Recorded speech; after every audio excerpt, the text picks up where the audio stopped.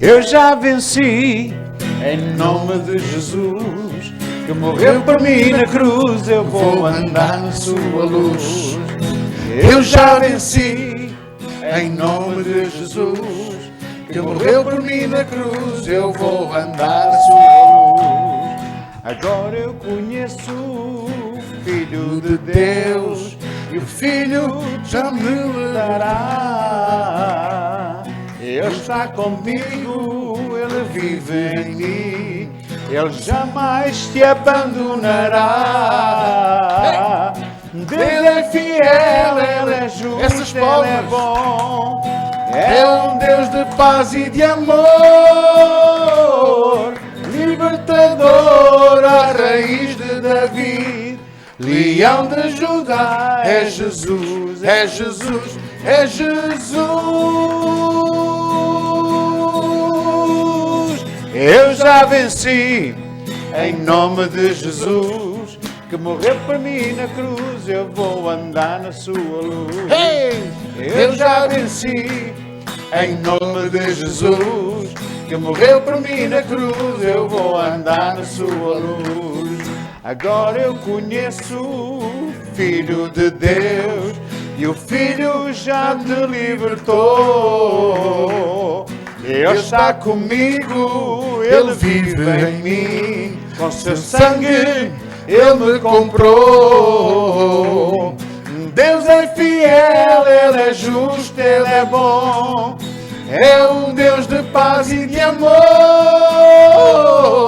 libertador, a raiz de Davi, leão de Judá. É Jesus, é Jesus, é Jesus. Vocês, eu já venci. Em quê? Em nome de Jesus, que morreu por mim na cruz. Eu vou andar na sua luz. Eu já venci, eu já venci.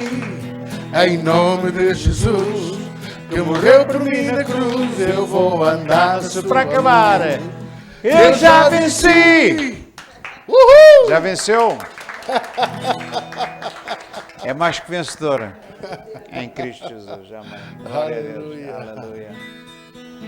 Glória a Deus. A tua palavra é uma lâmpada para os meus pés, é uma luz para o meu caminho. A tua palavra transforma as nossas vidas, transforma os problemas em vitória.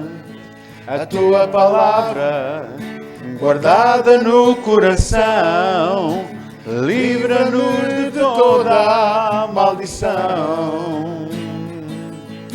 É lâmpada para os meus pés, é luz para o meu caminho.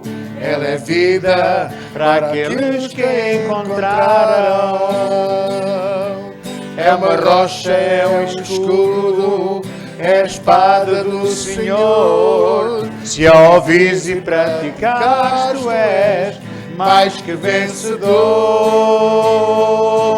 Hey! Abre o teu coração, inclina os ouvidos e presta atenção, porque a palavra da vida chama-se Jesus.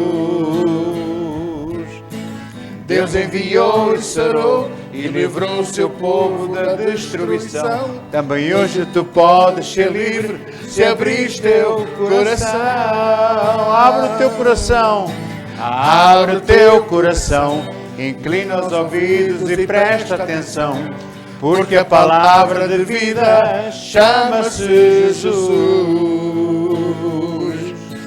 Deus enviou e sarou e livrou o seu povo da destruição.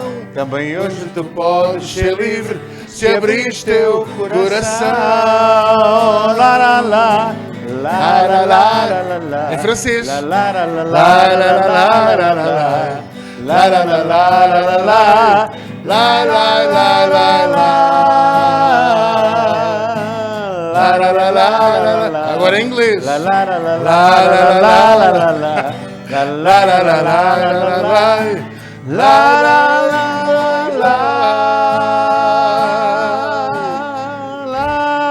Aleluia. Aleluia. Glória a Deus. A palavra de Deus é fantástica, maravilhosa. Nós a amamos e é por isso que estamos aqui hoje. Amém?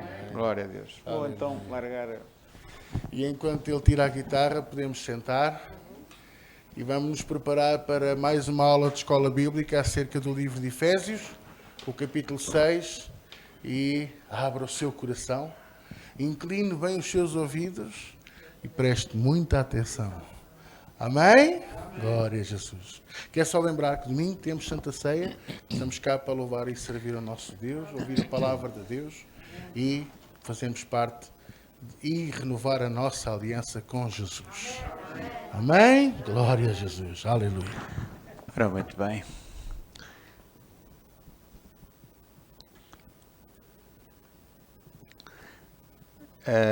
A primeira coisa que eu quero perguntar é se vocês têm aprendido alguma coisa. Sim? Eu gosto de estudos que são tudo seguido e que se leva um livro de uma ponta à outra, ou uma epístola, ou uma carta, e nós, não é esmiuçar, não podemos esmiuçar, porque o tempo não permite tanta esmiuçadela, não é? Mas pelo menos dá para arrumar as ideias em relação àquilo que representa uma carta, neste caso os Efésios, não é? Que é uma carta muito representativa, muito dedicada à Igreja e que nos revela o plano de Deus para nós, para a Igreja em si, não é para a nossa Igreja, mas é para a Igreja de Cristo, para o corpo de Cristo, e que revela mistérios fantásticos. Eu pus aqui muito atabalhadamente, capítulo 1, 2 e 3 fala-nos da doutrina, fala-nos de quem somos em Cristo, eu não pus aqui tudo, fala-nos no capítulo 2 da salvação pela graça, os nossos direitos, benefícios, já que nós fomos predestinados, fomos eleitos, fomos redimidos, está lá tudo no capítulo 1, portanto é uma epístola que nos mostra muito quem nós somos, o que é que Deus fez para nós, o plano de Deus, o Pai, que Deus, o Pai, elaborou na eternidade, a intervenção do Filho no espaço e no tempo há 2021 anos, não é? Há 22 anos, portanto, sensivelmente, o ministério dele, o que ele operou na cruz do Calvário e também o que é que o Espírito Santo representa para nós e o que é que ele operou em cada um de nós. Foi daí que nós chegámos à conclusão que, não fomos nós que chegámos, isto é estudo, é doutrina, que a salvação não se perde, porque o Espírito Santo nos selou, ele nos separou, ele nos confirmou e transformou-se num penhor. Nós recebemos o Espírito Santo como um penhor, isto é, uma garantia que nós pertencemos a Ele e que vamos ser resgatados no final dos tempos. Posso ouvir, amém, irmãos? Essa é a nossa esperança, essa é a nossa fé. Antes disto tudo acabar, o Senhor nos vem resgatar, nos vem buscar, está para vir, não sei quando, ninguém sabe, embora haja gente, eu já ouvi pastores dizer-me assim na cara, assim ao meu lado, mas eu sei quando é que Jesus vem. E eu sim, é impressionante, não é? Nem Jesus sabia, mas ele sabe mais que Jesus. Impressionante. Mas pronto, é assim, há gente para...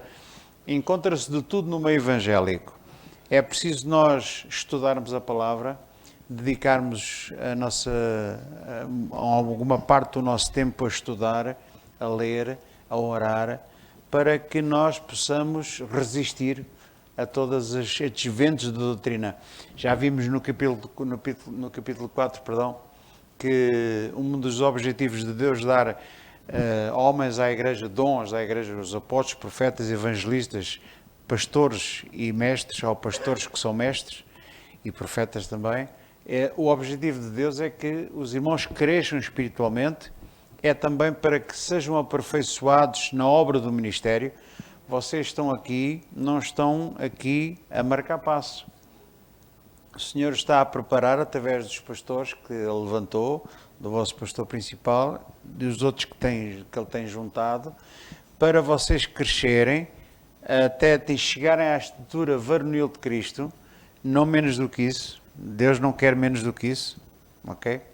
Para que nós não sejamos meninos inconstantes, levados em roda por ventos de doutrina, porque hoje em dia cada vez há mais ventos de doutrina, cada vez há mais gente a enganar, cada vez há mais falsos profetas, é um dos sinais dos últimos tempos. Então só há um remédio contra os falsos profetas, é a verdade, é a palavra de Deus. Para isso nós temos que a conhecer, Ok? Pronto. E então, no capítulo 4 e 5 e 6, nos fala dos deveres como cristãos. Enquanto que no primeiro 1, 2 e 3 nos fala dos direitos, benefícios, bênçãos espirituais, no terceiro, no quarto, quinto e sexto, ele nos fala de o que é que Deus espera de si. Depois dele estar dado tudo isto. Deus não está à espera que você faça alguma coisa para ele o amar. Ou para você obter algum favor de Deus. É ao contrário. Nós temos que aprender a virar as coisas do avesso em relação a muita coisa que aprendemos. Porque nós pensávamos e aprendemos que nós temos que fazer muita coisa para agradar a Deus. Mas não temos de fazer nada para agradar a Deus. Nós já fomos abençoados, e o que eu quero dizer é, para receber bênçãos. Não, Ele primeiro deu-nos as bênçãos todas. Todas. O salvou, o redimiu, o ressuscitou com Cristo, o justificou, o elegeu, o predestinou, enfim, deu-lhe tudo. Sentou à mão direita dele em Cristo. Você hoje é da família de Deus, é um filho de Deus, salvo pela graça dele, deu-lhe tudo. Agora, ele diz, o apóstolo Paulo diz, agora rogo-vos, irmãos, que andeis de modo digno da salvação que foste chamado. Nós precisamos de entender na nossa vida que agora que Ele nos deu tanta coisa, que nos amou desta maneira, que nos fez da sua família e nos recebeu em sua casa, agora nós precisamos de nos comportar e andar à altura das coisas que Ele nos deu. Amém? Portanto, isso exige de nós trabalho. Não é só o Espírito Santo que vai trabalhar em nós, somos nós que temos que diligentemente nos esforçar também, fazer o máximo que a gente puder para ser diferentes daquilo que éramos, para sermos filhos de Deus, sempre contando com o poder do Espírito Santo. Claro que sem isso ninguém consegue fazer nada, ninguém consegue mudar ninguém. Nós não é na nossa força, na nossa inteligência, na nossa habilidade, mas é sim no poder do Espírito Santo. Amém, irmãos? Então, precisamos de agora andar conforme a dignidade com que Ele nos tratou. Já que Ele nos tratou desta maneira, vamos não desapontá-lo e vamos nos esforçar para responder da mesma forma, com a mesma moeda, com amor, respondemos com amor e dedicação. Isto vai até capítulo 6, eu pus aqui 6a, porque é os primeiros 9 versículos do capítulo 6, ainda fala dos deveres dos pais, dos filhos, dos patrões, dos empregados, portanto ainda fala um bocado acerca disso. Depois, a partir do versículo 10, do capítulo 6, aí começa a batalha espiritual. Mas há aqui uma coisa interessante, que, por falar de batalha espiritual, a batalha espiritual, e vamos chegar a essa conclusão, que Deus nos propõe aqui, não é aquela que muita gente aprendeu, que eu aprendi também, de fazer de nós aqueles guerreiros que vão lá para o monte expulsar demónios e libertar as cidades e libertar as pessoas, assim. Não é nada disso. Não é nada disso que Deus nos ensina aqui. Para isso vamos ler, do versículo 10 em diante, a armadura de Deus. Em algumas Bíblias, na minha diz a armadura de Deus. Diz assim, no demais, irmãos meus, fortalecei-vos no Senhor e na força do seu poder, revesti-vos de toda a armadura de Deus para que possais estar firmes contra as astutas ciladas do diabo. Porque não temos que lutar contra a carne e o sangue, mas sim contra principados, potestades, os príncipes das trevas deste século, contra as hostes espirituais da maldade nos lugares celestiais. Portanto, quando ele diz, no versículo 10, no demais, ele está a referir-se a tudo o que está para trás e diz agora o que nós temos que fazer é fortalecermos no Senhor e na força do seu poder. Depois que vocês ouviram tudo isto, preparem-se porque têm que se fortalecer porque vai haver pancada. E da grossa. E ponha grossa nisso. Porquê, irmãos? Porque você foi sentado à direita do Pai num lugar privilegiado, acima de todo o principado, poder e potestade. O diabo que antigamente tinha o pé em cima de si, hoje é você que tem o pé em cima dele. Ele foi derrotado. Ele foi derrotado. Não é você que o vai derrotar, ele já está derrotado. Só que infelizmente para nosso azar, o diabo é daqueles que depois de derrotado não admite que está derrotado. Ele não admite, ele faz lembrar alguns políticos que estão completamente rastos, mas quando dão entrevistas aquilo está sempre na maior. Eles são os salvadores da pátria, eles fazem tudo 30 de uma linha. São os mentirosos primeiro, mas é tal e qual como o diabo. O diabo faz crer a muita gente que é um fortalhaças, mas ele já está derrotado. Jesus já o derrotou na cruz do Calvário e diz que o despojou. E diz que o despojou publicamente. E o que é que significa despojar? Significa tirar as armas todas. Satanás foi desarmado. Ele ainda tem uma única arma. Qual é? É da mentira, do erro e do engano. Ele não tem mais nenhuma. Portanto, quando eu às vezes ouço cristãos ficarem com medo das bruxarias e ficam muito apavorados com encantamentos e com coisas, com bruxaria, com ocultismo e entram em pânico, não é? Tem lá uma vizinha que me pôs terra de cemitério lá no meu tapete da minha casa, apareceu um sapo cozido. Ainda se fosse bom para comer, ainda era como o outro, não é? Mas não, o sapo cozido não serve para nada. Mas é cozido com linhas, não é? Cozir a boca. É assim, as pessoas entram em pânico com coisas que não têm que entrar, porque Satanás já foi derrotado. O Senhor já tirou as chaves da morte e do inferno ao diabo. Ele já foi despojado. Aquele poder que ele tinha, ele não tem mais o poder que tinha. Agora ele só se vale de uma coisa, é tentar enganar e tentar destruir ou estragar o máximo antes de sair de cena. Há imagens de guerra que, por exemplo, os nazis foram derrotados, não é? Porque foi um movimento muito grande dos aliados, estamos a falar da Segunda Guerra Mundial, eles foram derrotados, mas os nazis, embora derrotados, o que é que eles fizeram? Destruíram o máximo de coisas que puderam antes de se renderem. É isso que o diabo faz na vida das pessoas. Ele já está derrotado, mas ele não sai sem deixar estragos. Tenta estragar o máximo. Sempre. Houve uma vez, quando foi a guerra no Kuwait, deu os poços de petróleo todos a arder, porque os americanos invadiram aquilo e ganharam a batalha. Só que o que é que eles fizeram? Incendiaram os poços todos de petróleo. Então vê-se aquelas imagens à noite, que os poços todos com labaredas enormes, altíssimas, não é? Porque foi uma retaliação, como quem diz, estamos derrotados, mas eles não vão levar o petróleo. Então incendiaram aquilo tudo. É assim que o diabo faz na vida da pessoa. A gente, quando se declara que Satanás está derrotado na nossa vida e expulsamos, caso seja necessário, ele sai, mas não sai sem estragar alguma coisa. É a mesma natureza dele, não há hipótese. Okay? É isso que o capítulo 6 de Efésios nos alerta, porque vocês já receberam muita coisa, irmão. Receberam muitas bênçãos. Na verdade, receberam-nas todas. Efésios 1:3. Foi abençoado, bendito Deus e Pai, que nos abençoou com todas as bênçãos espirituais nos lugares celestiais. Não foi com algumas, foi com todas as bênçãos. E nenhuma delas é dinheiro.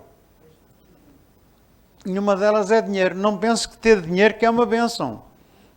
Não pense que isso não é nenhuma bênção. Pode ser uma bênção por um lado e pode não ser por outro. Portanto, nenhuma dessas bênçãos são materiais, são espirituais. E é muito mais importante eu saber que tenho a vida eterna. Eu saber que o diabo não pode roubar a vida eterna, não há hipótese, nem ninguém me separará do amor de Cristo. Que eu estou sentado à direita do Pai, que eu fui predestinado, sem merecer nada, fui só pela graça. Ele ressuscitou-me com Cristo.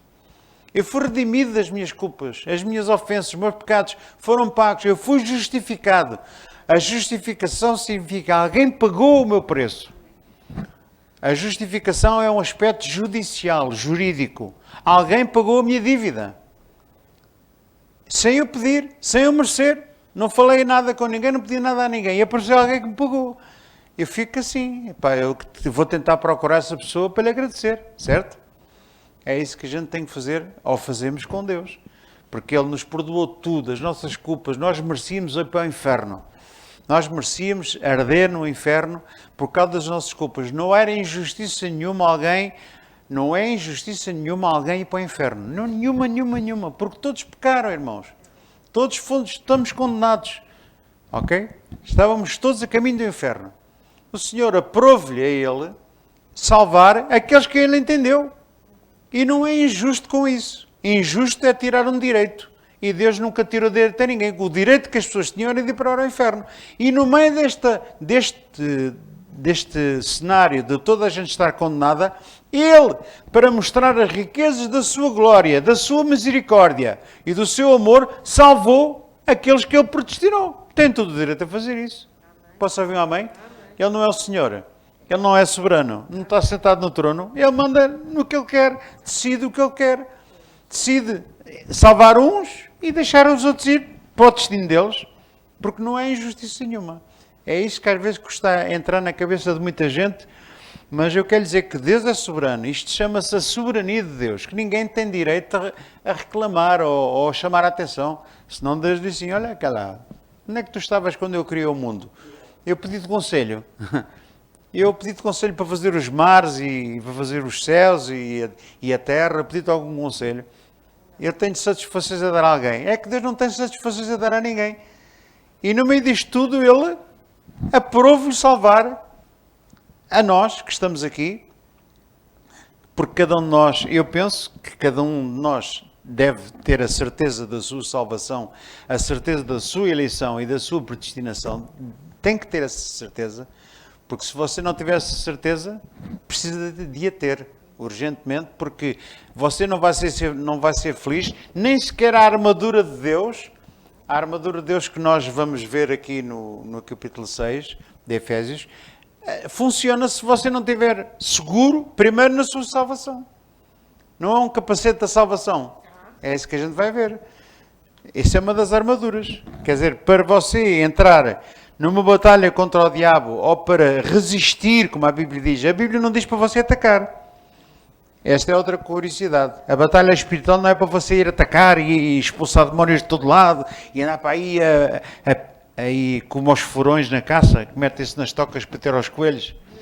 Há pastores que fazem campanhas e fazem, não sei, correntes de oração e vão para o monte expulsar demónios e sei lá, fazer sei lá mais o quê. Eu fico a pensar assim, esta gente ainda não entendeu que eu agora preciso de... Não sei se não tem a Bíblia aberta, não é? Mas eu vou ler. Não tem problema nenhum.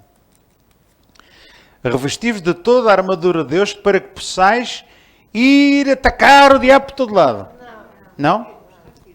Ficar firmes. O que é que significa estar firmes? Ficar quieto. Não é você ter que ir atrás do diabo, é o diabo que vem atrás de si.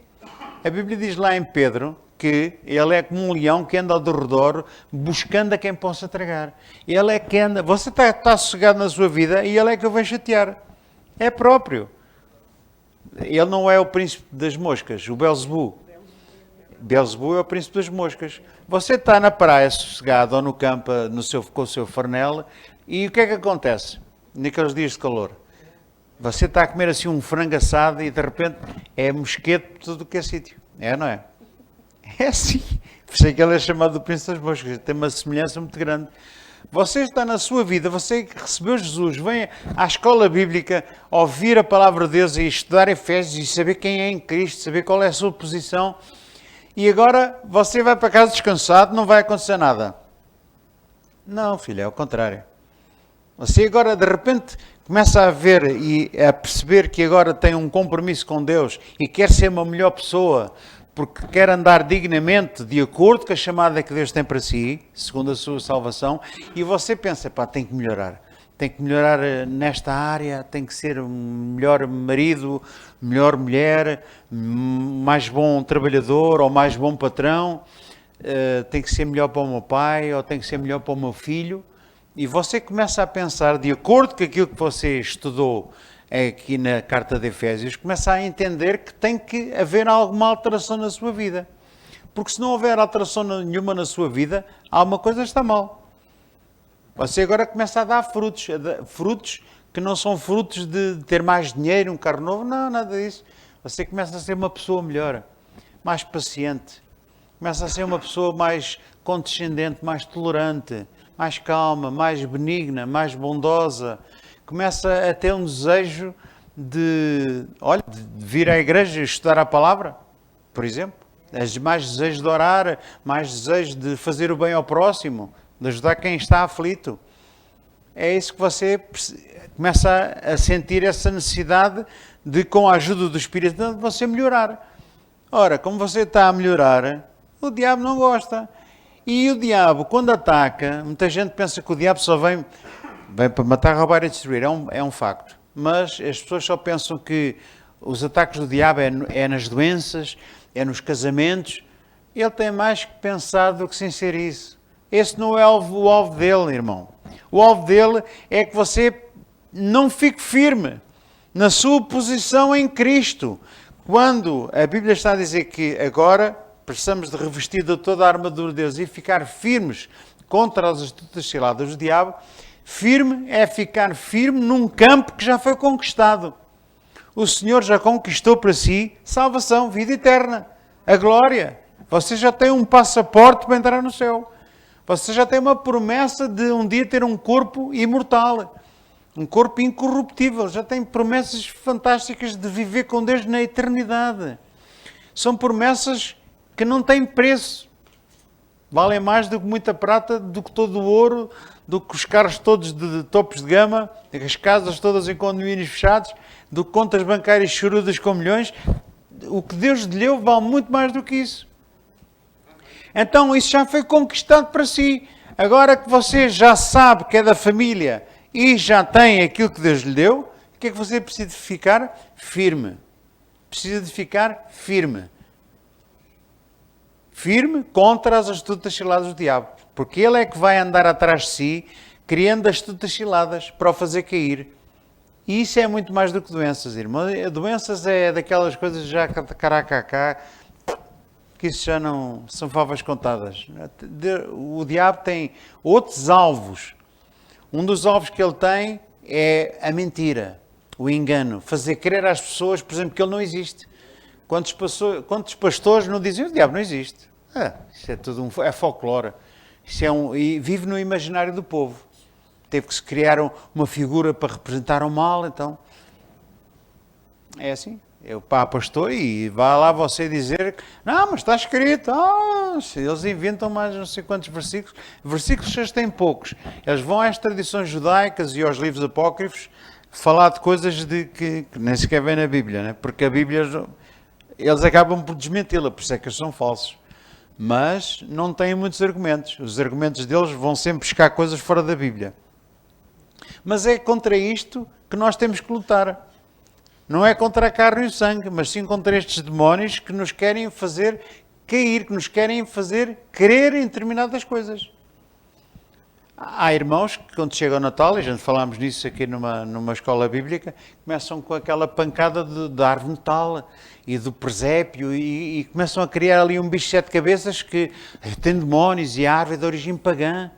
Eu quero saber se o carro que ele guia não é de origem pagã também. E as meias que ele tem calçadas e as cuecas que ele tem vestidas, não é de origem pagã? Então e o shampoo com que ele lava a cabeça? Eu não, que não lavo a cabeça com shampoo. É com gel duche. Mas, e o shampoo que ele usa e os cosméticos que ele usa? Cosmético, sabe o que quer dizer? É do cosmos. Do cosmos é o mundo. Tudo o que nós usamos, infelizmente, é mundano, meu irmão. É mundano. Então, não sei qual é a pancada do presépio e da árvore de Natal e do apagar as velas nos anos. Opa, é uma coisa terrível. Fazem um bicho de 7 cabeças e andam atrás a ver demónios onde eles não existem. Porque o apóstolo Paulo, quando estava a falar em Coríntios, 2 de Coríntios 8, quando estava a falar das carnes que eram consagradas aos ídolos, ele disse, os ídolos não são nada. Os ídolos neste mundo não são nada. Absolutamente. Então, come a carne e cala-te. Come a carne e cala-te. Come e cala-te. Não perguntes se ele é sufocada, se é carne sufocada, se foi consagrado aos ídolos. Não digas nada. Compra a carne e come. Cala-te. Então, o que é que tem uma carne consagrada? Qual consagrada? Consagrada, mas é a minha barriga. Não se pode comer sangue. Se alguém fica escandalizado por eu comer sangue, eu não como. Imagino que eu estou vou no almoço com um irmão e vejo lá no menu Até já me está a água na boca. E vejo lá, cabidela. Ai, Jesus. Ai, Jesus. E a mim já me está a crescer água na boca, já vi? Mas imagina que eu vou com a Donzília, ela um dia chega, pastor, vamos ali ao restaurante, paga-me um almoço. Já estou a conversar. Eu conheço pessoas que faziam isto, era uma tática para sacarem os almoços, mas eu estou a brincar. Mas imagina que acontecia, não é? Ora, se eu souber que ela se escandaliza ou que tem um bocado de aversão àquilo, eu não como, há lá mais coisas para comer. Estão a entender? É isso que eu tenho que fazer, é isso que a Bíblia nos exorta a fazer, a ser tolerantes com os mais fracos na fé. Toda a gente fica a saber que ela é mais fraca na fé, não é? Não, mas ela se calhar não come porque não gosta. Não é uma questão de... Pronto, safeite. Não? Tu também não podes dizer que não gostas, não é? Ai, então, com aquele vinagrezinho, sabor a vinagre. Bem, mas isto é uma aula de escola bíblica, não é de culinária, não é? Mas isto para explicar o seguinte, nós temos de estar firmes contra as astutas ciladas do diabo. E as ciladas do diabo,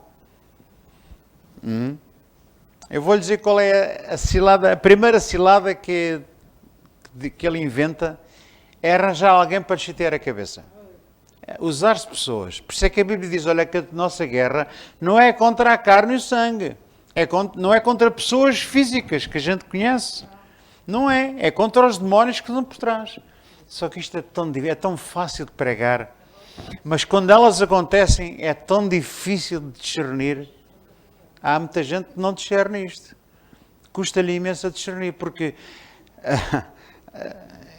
pessoas que eu conheço, lá no trabalho, aquela pessoa, para ver lá, tu, uma pessoa que eu conheço, e logo vamos fazer assim, é mesmo assim.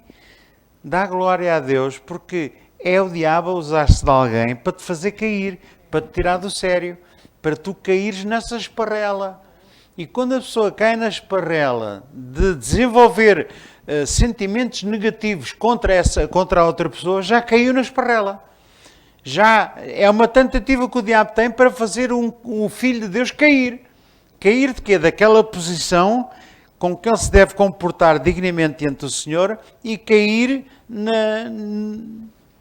no comum, cair naquilo que toda a gente faz, cair naquilo que o mundo faz. Fizeste-me uma, vou-te fazer duas. O mundo é assim que faz. Agora vais ver quem é bom para a tosse. Há muitas versões, há muitos ditados nisso, não é? Mas é exatamente o que o diabo quer, fazer cair a pessoa, cair aqui naquela esparrela, naquela cilada. Esta é os ataques mais comuns, é usar-se de pessoas. Ele sempre se usa de pessoas. Sempre. O diabo sempre para fazer ciladas, sempre se usa de pessoas. Nem que seja pessoas físicas ao seu lado ou na internet, estudos falsos, erros doutrinários, e é o que mais há para aí. É o que mais há para aí. Eu andei durante uns anos, não foram muitos, foram alguns, porque naquela igreja não se batizava nas águas. E então arranjava-se uma série de justificações porque é que não se batizava nas águas.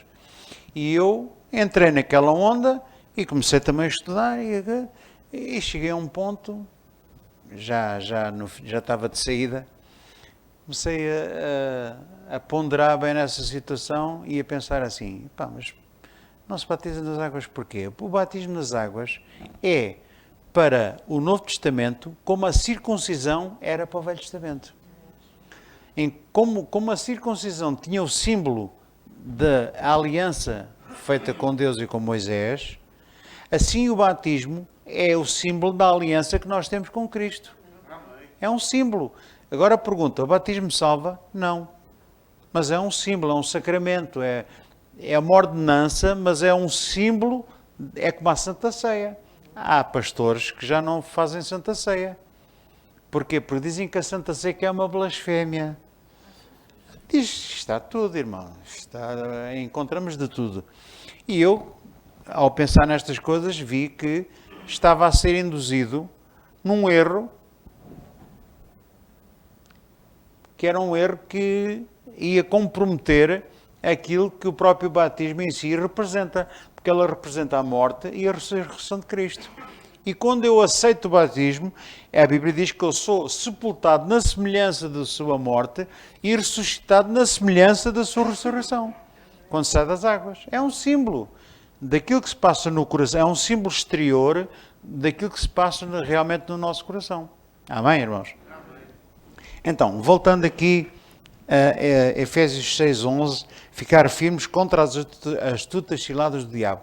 Como eu falei, a primeira cilada mais comum é usar-se pessoas ao seu redor, pessoas de família, às vezes são as pessoas que estão mesmo ao seu lado, e é aqui que nós temos que estar firmes. Como é que a gente está firmes? Colocando a armadura de Deus, revestindo-nos com toda a armadura de Deus. Agora eu gostava de fazer sempre aqui um paralelo com o versículo 11, 12, 13 e o 18, sendo que o 18 será o ponto comum, que diz: orando em todo o tempo com toda a oração e súplica no Espírito, vigiando nisso com toda a perseverança e súplica por todos os santos. Então, eu posso dizer assim: revestir-vos de toda a armadura de Deus, orando em todo o tempo. Estão a entender? O versículo 18 é o ponto comum a todos os versículos da armadura. Porque só uma maneira de colocar a armadura é orando. É declarando a palavra. É assim que nós colocamos ou tomamos posse da armadura de Deus. A armadura de Deus é algo que nós temos que tomar posse. Tomar posse é você apossar-se, é colocar. Como? Orando. Ok? Vamos continuar então. Versículo 13. Portanto, tomai toda a armadura de Deus para que possais resistir no dia mau e, havendo feito tudo, ficar firmes. Mais uma vez, aqui a Bíblia diz, o Senhor Espírito Santo nos ensina, que nós nesta batalha precisamos de fazer uma coisa: colocar a armadura e ficar firmes, quietos, sossegados. Ele vai atacar, mas você está firme. Você fica firme. Firme em quê? Firme na fé, firme nas suas convicções, firme naquilo que você é em Cristo, firme nas coisas espirituais, nas coisas que Deus já lhe deu. Tem que ficar firme. Não precisa de andar a conquistar mais nada, você já foi conquistado por si. É aqui que muita gente tem outras coisas trocadas, anda a querer conquistar. Mas nós já não precisamos de conquistar, já está conquistado para si. O quê? A vida eterna. Estamos a falar de coisas espirituais que Deus já lhe deu. Se Deus já lhe deu, você não tem que fazer mais nada para alcançá-la, já é sua. Agora tem que resistir quando o diabo vem atacar para o querer mandar abaixo da posição que você já tem. É aqui que você tem que estar firme. E à espera do dia mau, porque o dia mau vem. Uma vez um indivíduo, coitado, ele é meu amigo, mas a gente tem que ter misericórdia das pessoas que não sabem porque não conhecem a palavra. Um dia estava a conversar com ele e estava-lhe a falar de bênçãos, é uma bênção e tal, e ele vira-se para mim, fez uma pergunta, mas foi uma pergunta meio de pergunta de curiosidade, mas também assim um bocadinho assim a resvalar para o gozo, que eu já sei como é que as pessoas estão, não é? Eu disse, eu cá não sei o que é uma bênção e uma maldição. E eu assim, não valeu a pena. Quando eu percebo que as pessoas estão numa de chacota, de gozo, eu não digo nada, calmo-me e mudo de conversa. E ele falou-me estas coisas.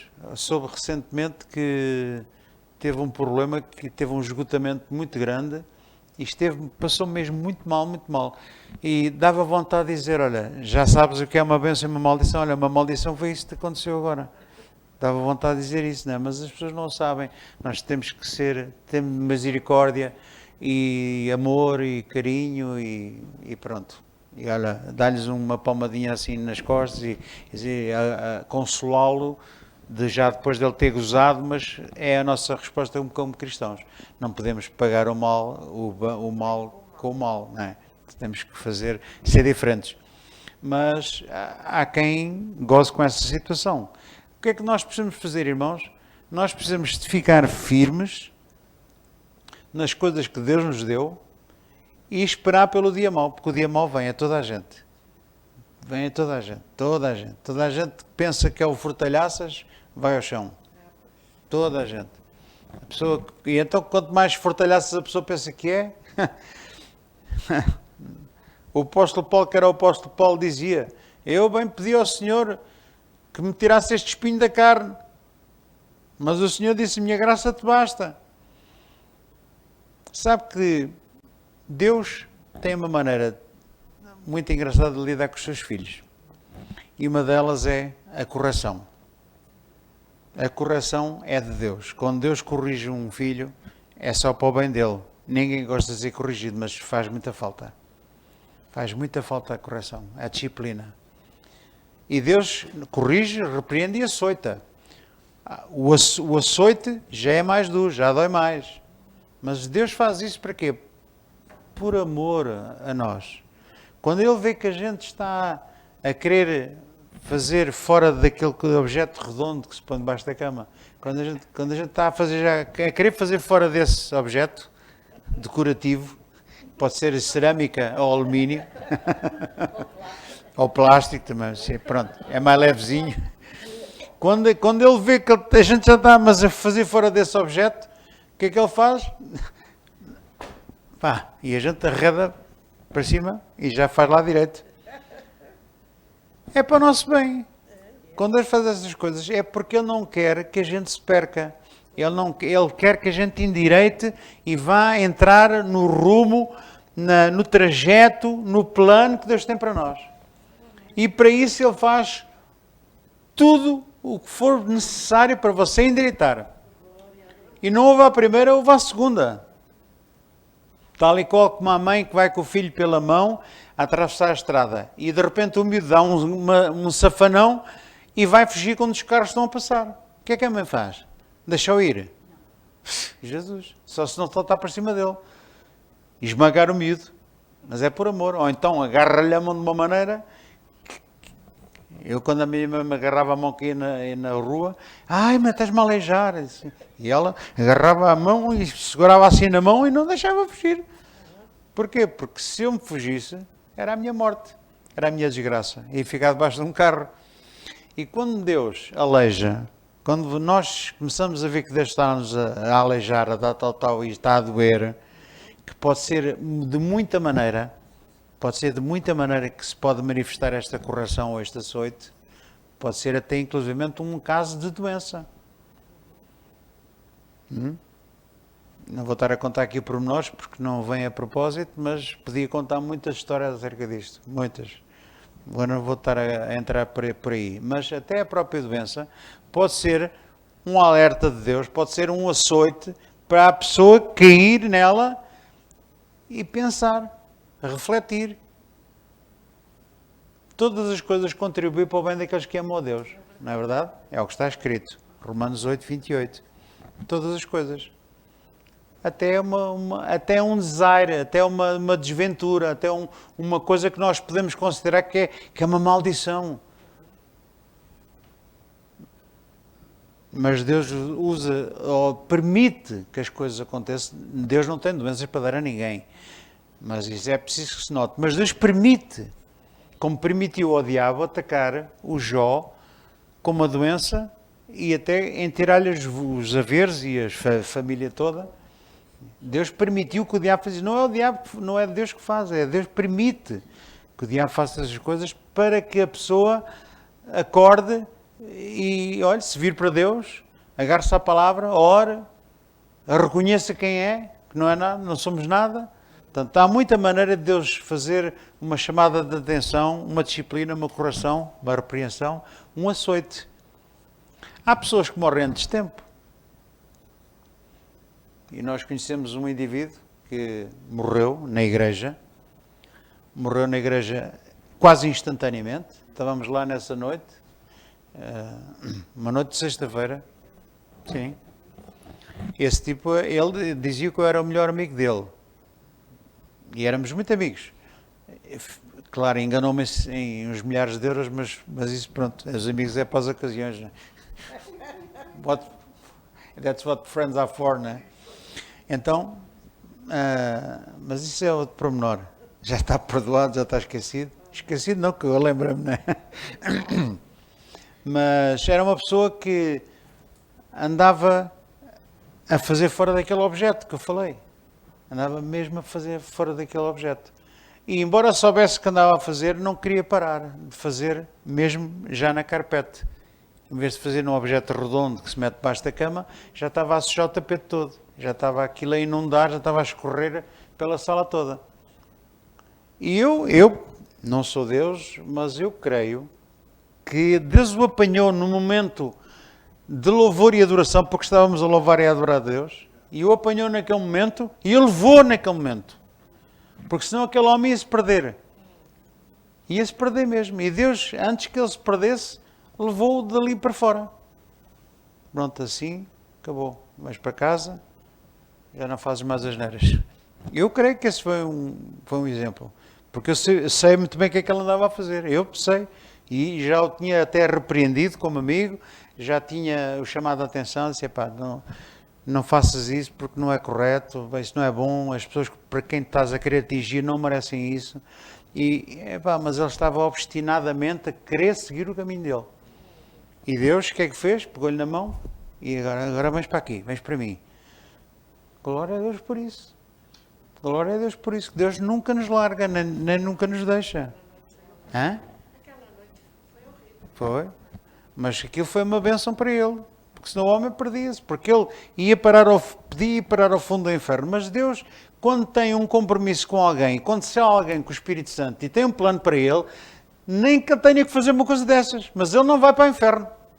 Deus é muito zeloso daquilo que é dele. Deus é o mordomo fiel das suas coisas, da sua possessão. Aquilo que é dele, ele não deixa assim que o diabo faça dele gato de sapato. Não. Quando Deus diz isto é meu, vai para aqui. É assim. Portanto, a Bíblia diz que são astutas ciladas e nós precisamos de ficar firmes. Amém, irmãos? Versículo 14 diz, estai, pois, firmes, tendo cingido os vossos lombos com a verdade e vestida a couraça da justiça. Estai, pois, firmes. Repara, estai, pois, firmes, tendo cingido os vossos lombos com a verdade e vestida a couraça da justiça. Versículo 18. Orando em todo o tempo, com toda a oração e súplica no Espírito e vigiando nisto com toda a perseverança e súplica por todos os santos. Orando. Portanto, ele aqui diz, tendo cingido os vossos lombos com a verdade. O que é a verdade, irmãos? A verdade não é, como há muitas pessoas que dizem assim, eu nunca minto. E há pessoas que pensam que estão protegidas por nunca dizerem uma mentira. Mas não é nada disso. Cingir os lombos com a verdade é com a palavra de Deus. A palavra de Deus é a verdade. Jesus é o caminho, a verdade e a vida. Posso ouvir uma amém? Então a palavra é a verdade. A verdade está-se a referir às verdades de Deus que foram estabelecidas desde o princípio. Tudo o que veio a seguir é mentira. O que foi estabelecido de princípio é a verdade. E estas coisas que nós lemos aqui, em Efésios 1, 2 e 3, é a verdade de Deus. Esta é que é a verdade. E isto foi estabelecido no princípio. Ok? Então, temos que cingir os nossos lombos com um cinto. O cinto era talvez das peças mais importantes da armadura. Porquê? Porque era o que ajustava, deixava ficar no sítio as outras. Era o que protegia a parte de baixo, era o que apertava a couraça, segurava a couraça no sítio, era das peças da armadura mais importantes. E a Bíblia diz para a gente cingir os nossos lombos com verdade. Para isso nós temos que estudar, temos que ler, temos que orar, orando em todo o tempo, com toda oração e súplica no Espírito. Amém, irmãos? E também cingidos os lombos com verdade e vestida a couraça da justiça. A couraça da justiça é algo que não é seu, foi Deus que lhe deu, mas você tem que a colocar. Tem que tomar a armadura, tomar posse dessa justiça. Qual é a justiça de Deus? Não é aquela que a gente diz muitas vezes, Senhor, faz-me justiça. Nunca peça isso a Deus. Nunca peça. Já disse isso aqui uma vez e torno a dizer, nunca peça justiça a Deus. Peça misericórdia. Porque se você vai pedir justiça, a justiça era nós irmos para o inferno. Isso é que era justo. Porquê? Porque nós éramos pecadores condenados. E o Senhor, por causa da sua misericórdia, não foi por causa da sua justiça, foi por causa da sua misericórdia, no juízo, ok? A misericórdia triunfou. em relação a nós, que éramos pecadores, perdoando-nos os nossos pecados, justificando os nossos pecados, fazendo com que Jesus levasse os nossos pecados em nossa vez. Então não peça justiça a Deus, peça misericórdia. Se alguém lhe fez mal, nunca pense assim, Deus não dorme, e tal, Deus vai-me defender. Erro, completamente errado. Você é um filho de Deus, salvo pela graça, não merecia nada e foi salvo. E agora está a querer justiça para os outros? Misericórdia. Encha a boca aí e diga misericórdia. É isso que você precisa de pedir para os outros e para si.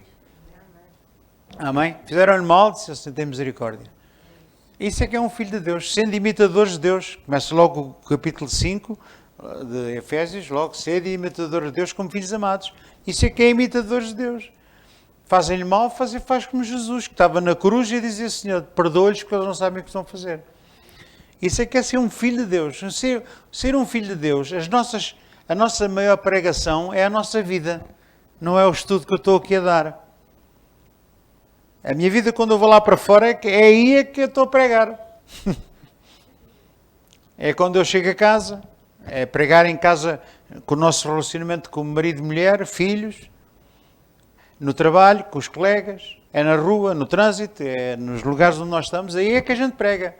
Não com palavras, mas com ações. Posso ouvir um amém? E o mundo está à espera de ver isso em si e em mim. Eles não querem saber. Há muita gente que Jesus é o caminho, a verdade e a vida. Apanham uma oportunidade do Senhor. Deus amou o mundo de tal maneira a semear versículos de salvação. É ótimo semear versículos de salvação. Mas a mesma pessoa que faz isto, de repente, entra ali num esquema qualquer e toda a gente fica a saber. Pá, aquele tipo vinha lá com aquela conversa. Olha o que ele fez. Fez isto, fez aquilo. E as pessoas estão de olho em nós. Nós somos uma carta escrita para todo lado. Aonde quer que a gente vá, onde quer que a gente esteja, o mundo, o diabo, está toda a gente assim a olhar a ver quando é que a gente falha. Está tudo com os binóculos, com o microscópio. Vão ao pormenor. E há de ver nas campanhas eleitorais onde é que eles atacam sempre nos defeitos uns dos outros. É ou não é? Vão logo, você não vai fazer isto, fazer aquilo. Você tem problemas com isto e fez aquilo. O que é que isso tem a ver? Tem a ver porque a malta está com os olhos postos nisso. Está a ver? E nós somos uma carta aberta e pregamos com as nossas atitudes, com as nossas palavras, com o nosso comportamento. E um cristão tem que perceber que tem que ter cuidado com as palavras, tem que ter cuidado com os pensamentos, tem que ter cuidado com as atitudes, tem que andar ali numa corda bamba, ali num caminho muito estreitinho, que não pode pôr o pé em ramo verde. Não pode. Poder pode, mas fica por sua conta e risco. Portanto, é um trabalho que dá muito trabalho. Dá muito trabalho e dá muita chatice, porque você precisa de esforçar, precisa de orar. É isso é que é tomar a armadura de Deus, cingir os lombos com a verdade, não só não mentir, mas é sobretudo com a palavra de Deus. Como é que Jesus lutou contra o diabo? Em Lucas 4, versículo 1 em diante, está lá. Quando ele foi levado ao deserto, primeiro o diabo apareceu e lhe disse, se és o filho de Deus, podes transformar estas pedras em pães. E Jesus disse assim, está escrito. E ficou assim, está escrito onde é que está escrito? Isto está lá na Bíblia. Foi assim que ele fez. Ele, firme, seguro e assertivo, teve ali um combate com o diabo, com a verdade, com a palavra, que é também a espada que nós vamos ver, a espada do Espírito. E está escrito, nem só de pão viverá o homem, mas de toda a palavra que procede da boca de Deus. Não é como alguns cristãos dizem, está escrito aonde? Está escrito lá na Bíblia, não sei muito bem, eu sei que está lá. Então, mas o que é que está lá?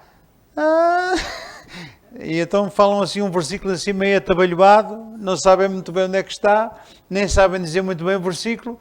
E o que é que isso revela? Insegurança. O diabo olha para ele, ri-se, parte a moca a rir. Assim, este está mesmo bom para o apanhar de costas e dar-lhe um dardo ali no sim senhor. Que é um sítio que não tem armadura. Portanto, tem que se preocupar não se vir de costas para o diabo. Nunca vira as costas a ele.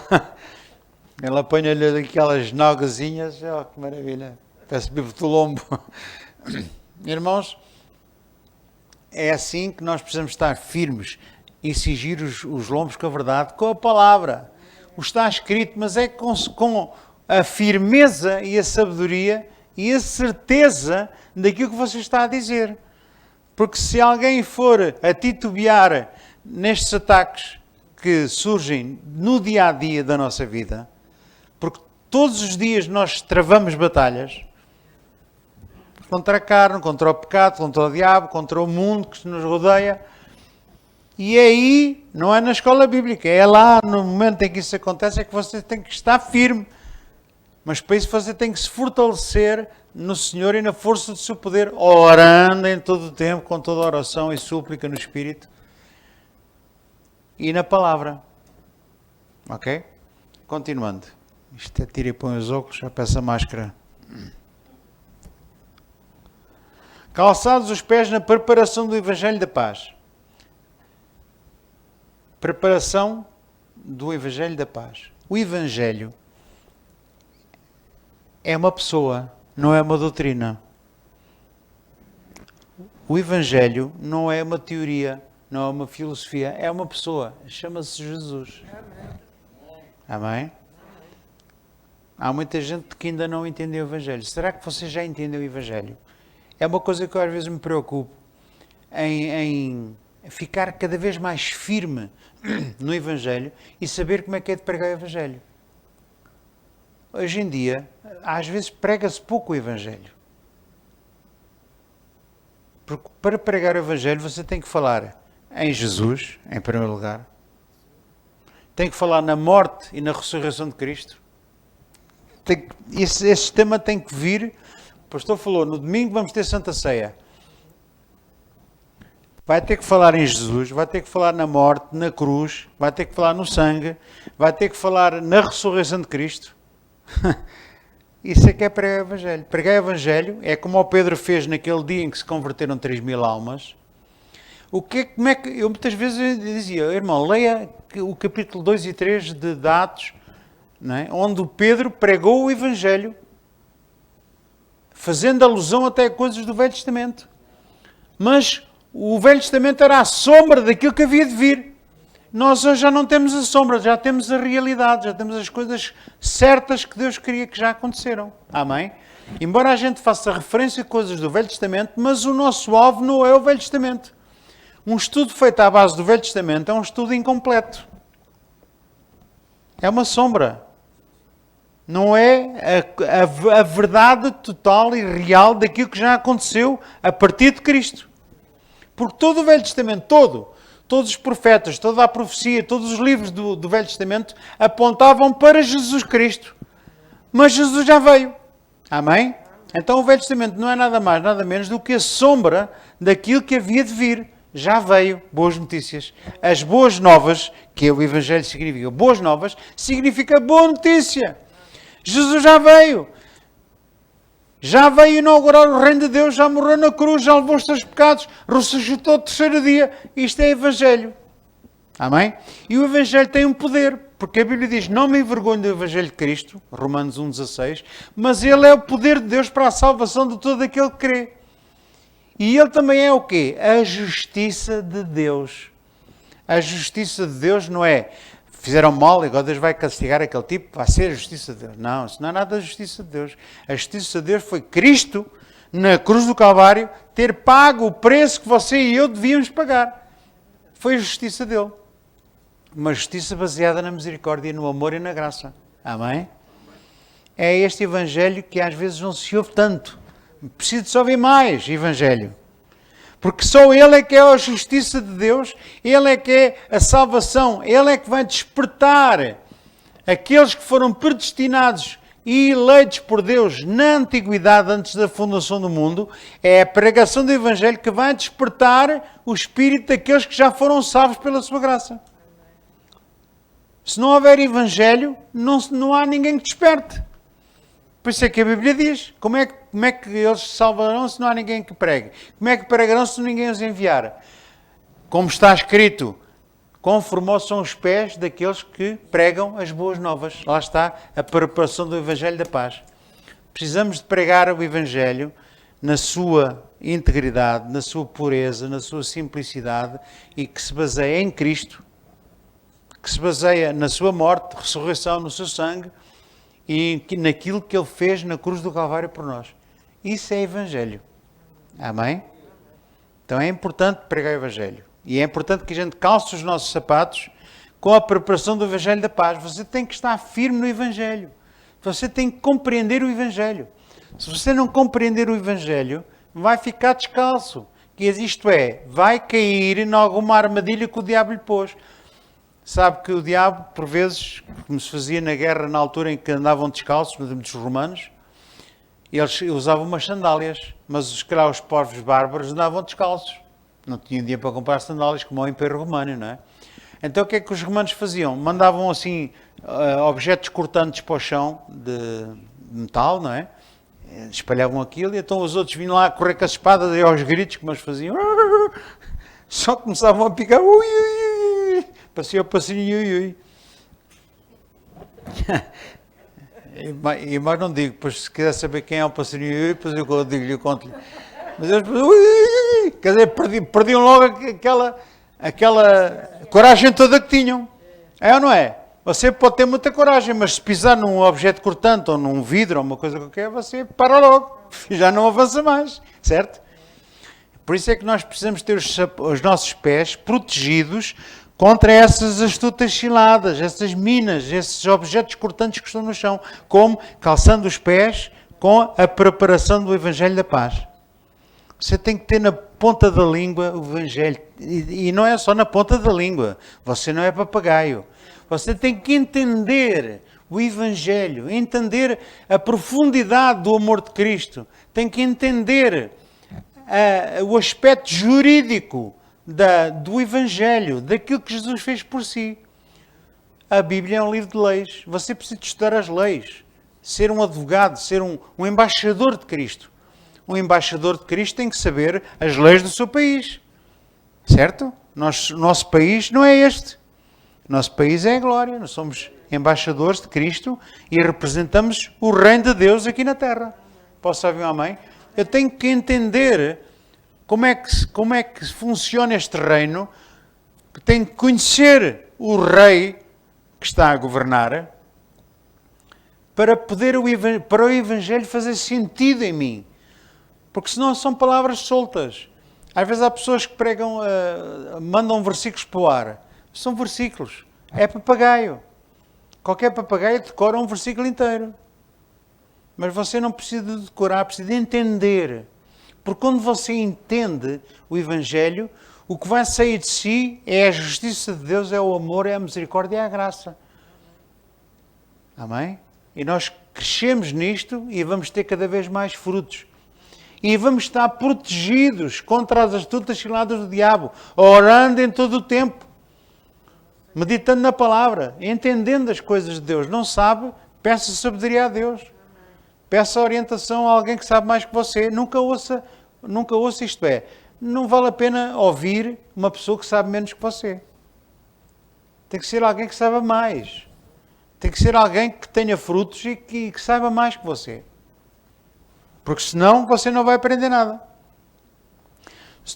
Versículo 16, tomando sobretudo o escudo da fé com o qual podereis apagar todos os dados inflamados do maligno. O diabo, como nas guerras da Idade Média, eles lançavam aquelas setas incendiadas e aquilo onde batia, onde espetava, incendiava. Fosse numa pessoa, fosse numa casa, numa madeira. E é assim que o diabo ataca. Como é que dardos inflamados são estes?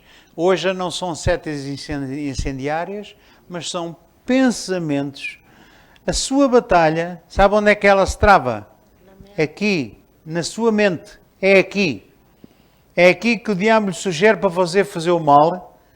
É aqui que ele está sempre a querer desviá-lo. E por isso você tem que estar firme. Na verdade, na coraça da justiça. E já vamos ver. Tomando também, versículo 17, o capacete da salvação. O capacete da salvação, lá está. Porquê que é o capacete da salvação? Pode ser o capacete da fé, mas não, é o capacete da salvação. Porque a sua salvação protege a sua mente, se você estiver firme no Evangelho, firme na sua salvação, firme na sua predestinação e eleição e na graça de Deus, a sua mente fica protegida contra aqueles dardos inflamados do diabo contra si. E como é que você se defende? Orando em todo o tempo, com toda a oração e súplica. É quando você vai a caminhar, eu já andei de avião muitas vezes, não é? E às vezes, e aviões privados, não é?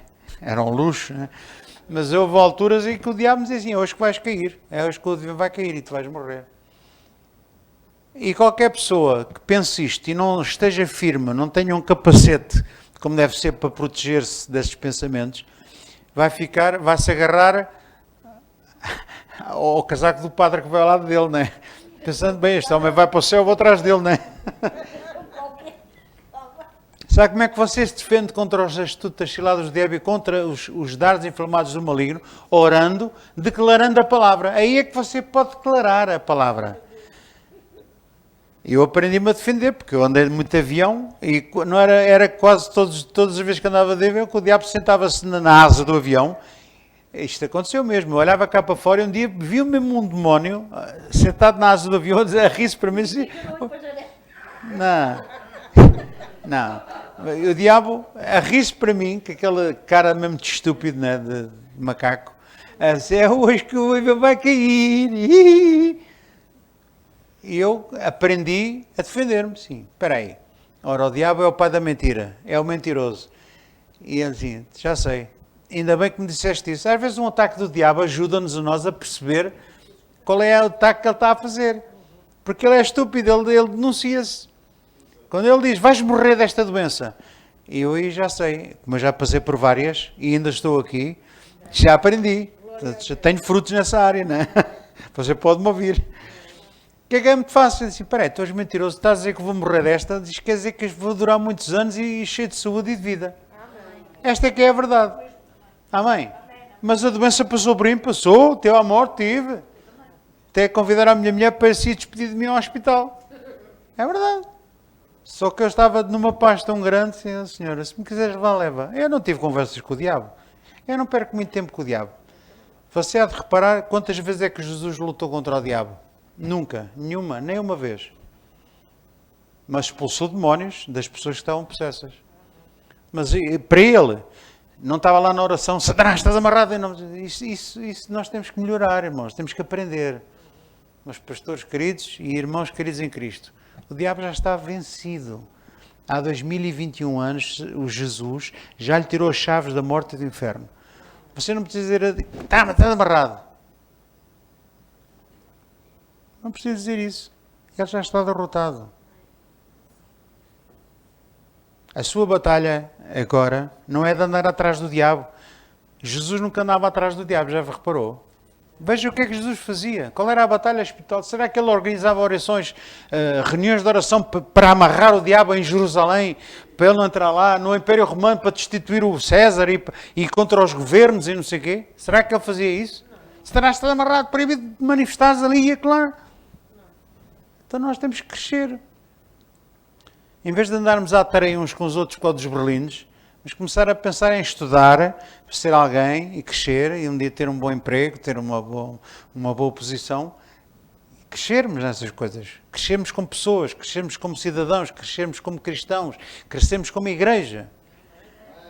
Jesus nunca andou atrás do diabo a expulsar demónios assim a torto e direito. Não. Mas quando estava alguém possesso, o que é que ele fazia? Sai dele, espírito imundo. E ele saía. E ele não estava ali a insistir 3 horas. Sai mesmo, acabou. Amém? E era assim que Jesus fazia. Então nós precisamos de seguir as pisadas do nosso mestre. Além das minhas experiências, a melhor delas é a de Jesus. O exemplo de Jesus. Em tudo ele foi o nosso exemplo e em tudo foi o nosso substituto. O capacete da salvação, a espada do Espírito, que é a palavra de Deus. E eu passei por cima do escudo da fé. Mas já está cá. Versículo 15, calçados os pés na preparação do Evangelho da Paz, tomando sobretudo o escudo da fé, com o qual podereis apagar todos os dardos inflamados do maligno. Lá está. O escudo da fé. Vais ficar doente. Sim, espera aí, nenhuma mão sucederá. É aquilo que você tem que saber a palavra na ponta da língua e no coração. Tem que saber, meu irmão. Está escrito. Não, está escrito que nenhum mal me sucederá, nem praga alguma chegará à minha vida. A minha mulher anda lá no meio dos Covids, já várias colegas lá foram atingidas com Covids, e quando há situações dessas, ela como tem a máscara facilita um bocado a gente orar e declarar a palavra, porque os outros não percebem que a gente está a falar. Ajuda um bocado. Então ela diz, não, por trás da máscara, ela diz, não é que ela tenha vergonha, mas ela põe a máscara, assim escusa de estar a levantar a lebre, não é? E ela diz, não, nenhum mal me sucederá nem pagar uma chegar. Ela até diz, 100 mil, no outro dia estava-me a dizer que estava a orar e cairiam 20 mil de um lado, 50 mil do outro. Sim, mas a Bíblia diz lá 10 mil, mas ela se diz 50 mil, melhor. Mas, agora não faça como a minha avó, que dizia, que andava sempre a cair, e eu um dia disse-lhe, avó, está sempre a dizer que, em vez de estar a falar assim negativo, que está sempre a cair, que caiu na rua, caiu na escada, quando é assim, diga, 1000 que irão ao meu lado, 10 mil à minha direita, mas eu não vou cair. E então diga lá, avó. E ela disse, lá repetiu, né? 1000 que irão ao meu lado, 10 mil à minha direita. E eu disse, está a ver, avó, então não é mais fácil. Ai, filho, mas eu fico aí sozinha. Em vez de caírem logo 10 mil de um lado e 5 mil do outro, ela dizia que preferia cair sozinha. Pronto. Porque era menos gente a magoar-se. Agora não cai nesta, não é?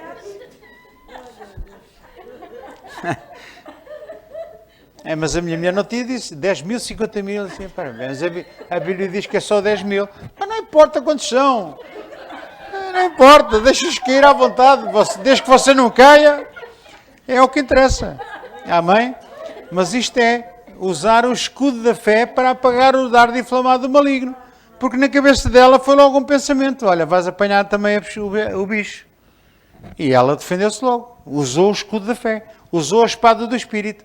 Tudo isto, esta armadura, ao fim e ao cabo, são várias peças, mas está tudo interligado. Está a perceber? Ao fim e ao cabo, isto tudo resume-se numa coisa só. Evangelho, palavra de Deus, oração. A armadura de Deus é esta. Orando em todo o tempo. Alguém lhe fez mal? Ora por essa pessoa, peça misericórdia a Deus. Você está a pôr uma armadura. Tem a sua, mas para isso tem que ter o capacete bem firme. O capacete aqui é o que vai dar a si, ok? A certeza do que você está a fazer, porque está a defender a sua mente fica mais límpida, mais clara. A sua mente, o cérebro, ao fim e ao cabo, comanda o nosso corpo inteiro. Assim como Jesus é a cabeça, ele comanda o corpo inteiro. Então, é aqui na cabeça que se passa tudo. É aqui que se passa tudo, isto é, os ataques do diabo. A guerra espiritual é aqui. Por isso é que está escrito lá em 1 Coríntios 10, diz lá que as nossas armas não são carnais, mas poderosas em Deus para a destruição das fortalezas, dos sofismas e de toda a altivez que se levanta contra o conhecimento da palavra de Deus. Amém? Então, o que é que são fortalezas? Fortalezas são argumentos para defender alguma coisa. Então, na sua cabeça vêm argumentos, vêm coisas a dizer, não, vais fazer isto e fazer porque isto e aquilo, e na sua cabeça é que passa tudo. E é aí que você tem que estar atento. É aquilo que se passa na sua cabeça que tem que estar atento. Há um ditado que diz, mente desocupada, oficina do diabo, não é? Uma pessoa que esteja a sua cabeça desocupada, isto é, não esteja a meditar nas coisas de Deus, não esteja a pensar nas coisas de cima, como lá está escrito em Colossenses, agora que já ressuscitaste com Cristo, pensar nas coisas de cima. Pense nas coisas de cima, pense nas coisas de Deus. Isso é que é importante, você tem que estar constantemente a pensar nestas coisas, a meditar na palavra, precisa de meditar. Que é algo que você precisa de vencer também. Aquela disponibilidade, aquele tempo com Deus, aquela comunhão com Deus, aquele ler a palavra, meditar, estudar, tirar apontamentos, orar. Você precisa tirar tempo por dia. Eu tenho, graças a Deus, tenho bastante tempo. Eu não estou o dia todo, senão estava a mentir. Mas eu guardo muito tempo, muitas horas do meu dia para ouvir mensagens que eu gosto de ouvir de pessoas que são fidedignas. E eu preciso de analisar quem estou a ouvir, porque há muita coisa que se ouve que, quando a gente começa a torcer o nariz, é melhor não ouvir. Mas quando a gente ouve algo que realmente bate o nosso coração, que nos muda, que nos dá a nós vontade de estudar, que nos dá a nós vontade de mudar alguma coisa em nós. Se aquilo que eu falei aqui, se durante este tempo que eu vou terminar, que eu não quero acabar mais tarde, porque eu tenho um defeito muito grande, eu gosto imenso de falar estas coisas de Deus, então perco um bocado. Mas se aquilo tudo que eu falei, desde que comecei a falar até agora, ainda não mexeu consigo um bocadinho, não há alguma coisa que você diga, epá, tenho que fazer isto, tenho que mudar. Se isto não aconteceu, eu apanho a maior desilusão da minha vida e vou-me dedicar à pesca. Vou pensar, não, vou pedir ali uma cana emprestada ali ao Zé Manel. Assim, pá, tens uma cana que me emprestes? Ou então disse, Zé Manel, dá-me essa cana. E ele dá-me essa cana, essa que é aquela, né, que é nesse caso.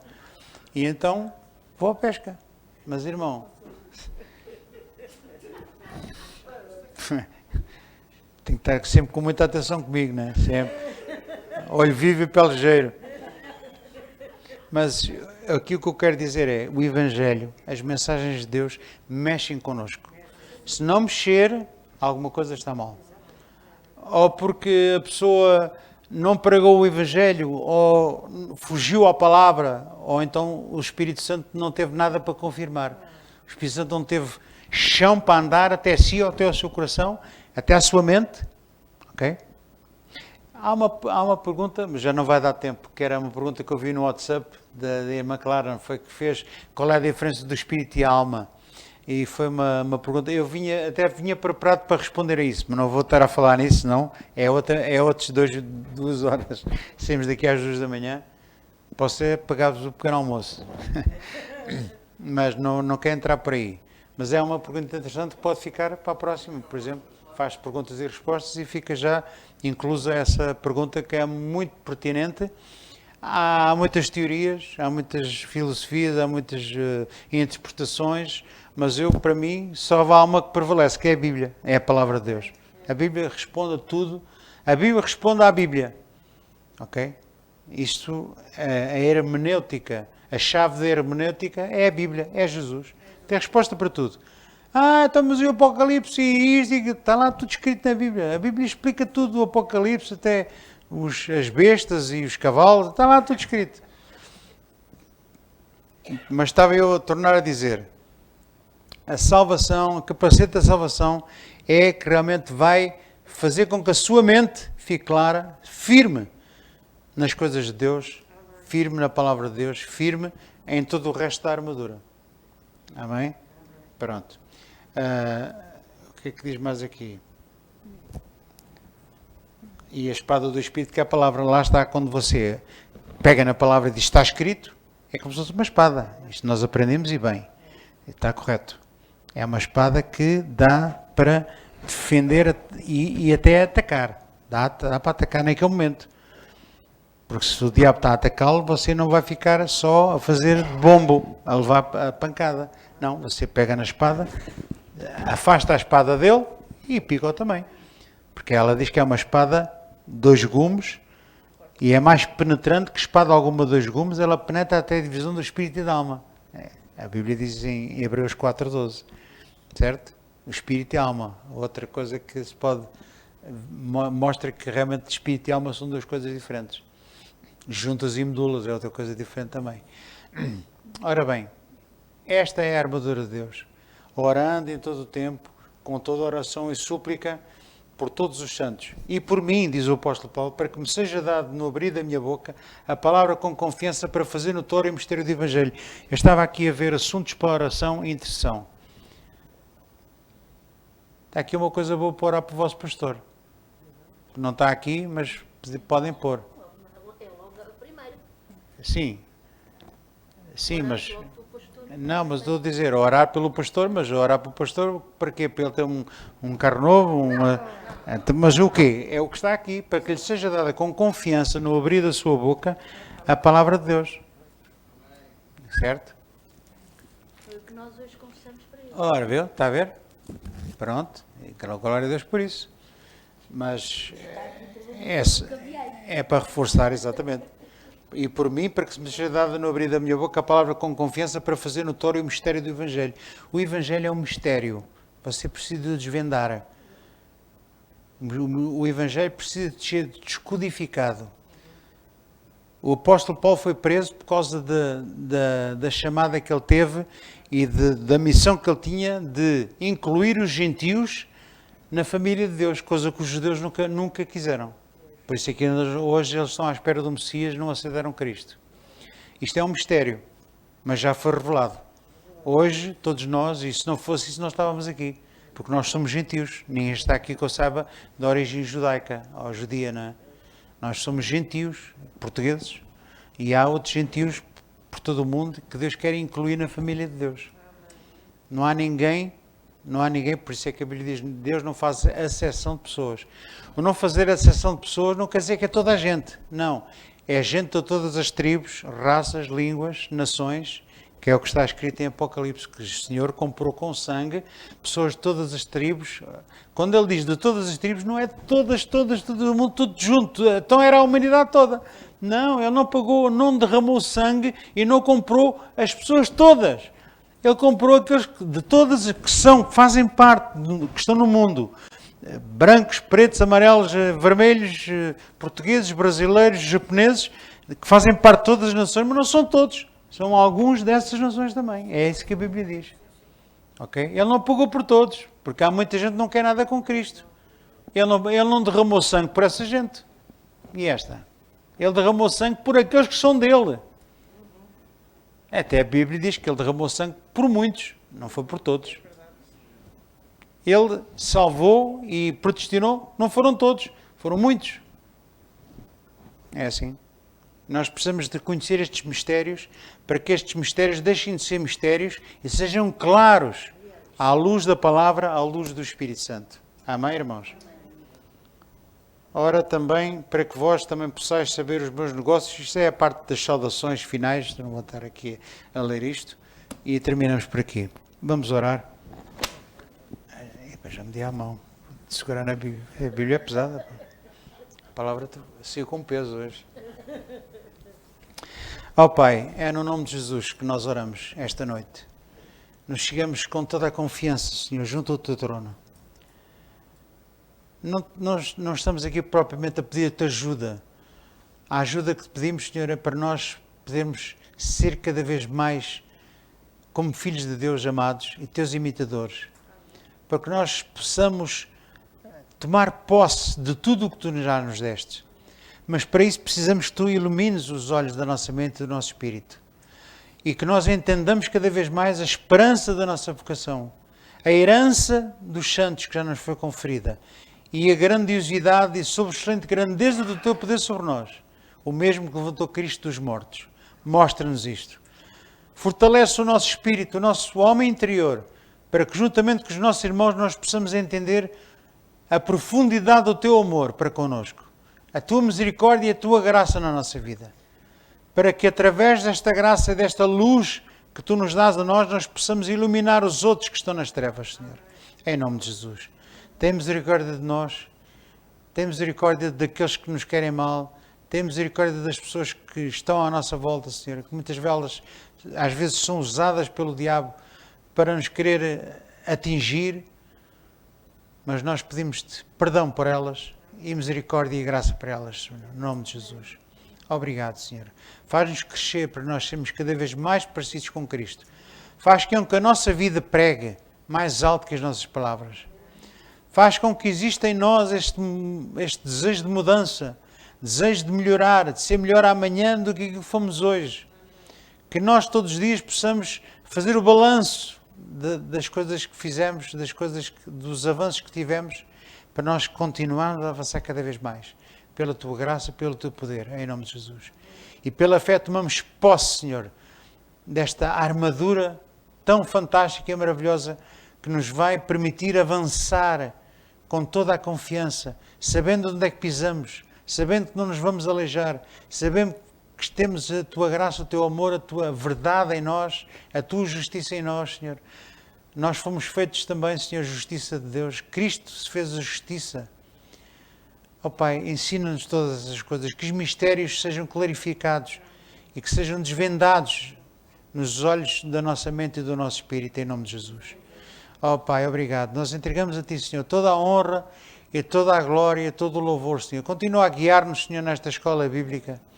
Continua a guiar a liderança desta igreja, Senhor, para que a tua vontade seja feita em nome de Jesus. Obrigado, Senhor. Amém. Amém.